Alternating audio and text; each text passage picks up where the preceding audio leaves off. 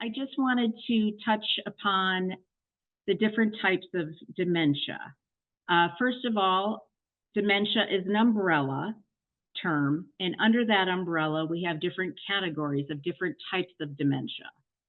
There have been over 120 different types of identified dementias.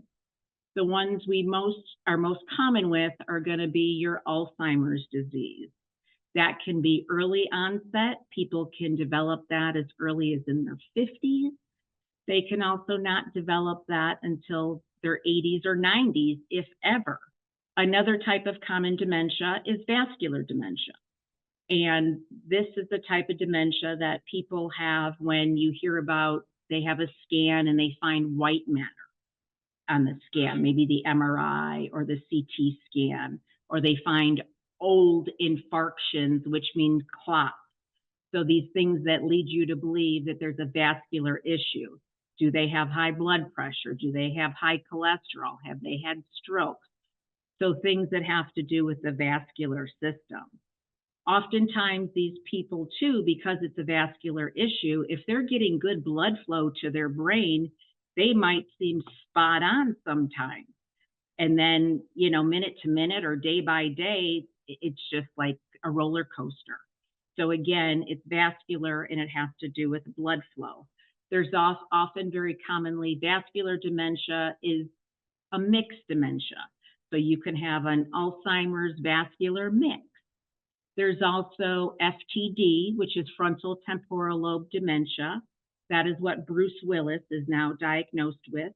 He started off being diagnosed with progressive aphasic dementia, which is when folks get that, they lose their ability to talk, to communicate effectively. They get aphasia. So the words are in their head, but when they try to bring them to their mouth and verbalize them, that connection is lost.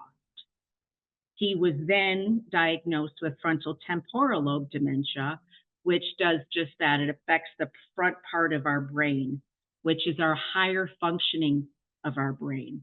It's also the last part of our brain to develop. So insurance companies have known this for a long time. That's why you don't get that discount until you're 25 years old, because that frontal lobe doesn't develop until you're between 25 and 30 years old. And then it's the first part that we start to lose. So that's our ability to see things from somebody else's perspective. That's when they lose the ability to take care of their finances. You're seeing the bills pile up and the checks aren't written correctly. Different things like that give us clues about that. And then Lewy body dementia. That is a dementia that's the one that Robin Williams had. Unfortunately, he took his own life before he was diagnosed. And the physician that did the autopsy on him had said that he had never seen so many Lewy body deposits.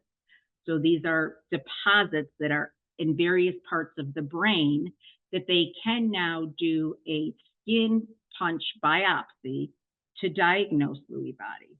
And some of the other things that you'll see with Lewy body are hallucinations, insomnia, mobility issues because of the areas of the brain that are affected. And then Parkinson's dementia is another one that's common. And Lewy body dementia is often misdiagnosed as Parkinson's disease, and vice versa. Because of the area of the brain that's involved, people with Lewy body very often present with tremors, with a shuffled gait, with drooling. There's just different things that are very common due to the area of the brain that's affected. So is it important to know what type of dementia you have? I think yes, because it helps us map out the trajectory of the disease. We know that vascular dementia can be anywhere from 3 to 30 years because you often don't know about it way ahead of time. Frontal temporal lobe dementia and Lewy body dementia have about a 5 to 8 year lifespan, so they are much quicker. They usually attack people at an earlier age. And the Parkinson's dementia, that usually goes with folks that are truly diagnosed with Parkinson's disease. And the other thing that I want to make sure you understand is the damage that we're doing to our brains is happening in our 20s, in our 30s, in our 40s, in our 50s.